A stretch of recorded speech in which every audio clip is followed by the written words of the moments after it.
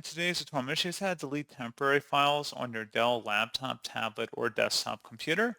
So this should hopefully be a pretty straightforward process, guys. And without further ado, let's go ahead and jump straight into it.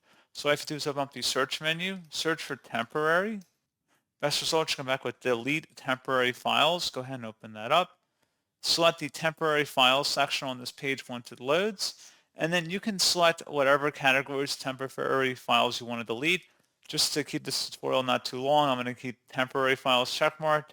And you may also want to go down and delete temporary internet files. But technically, you can clear all of these items in here.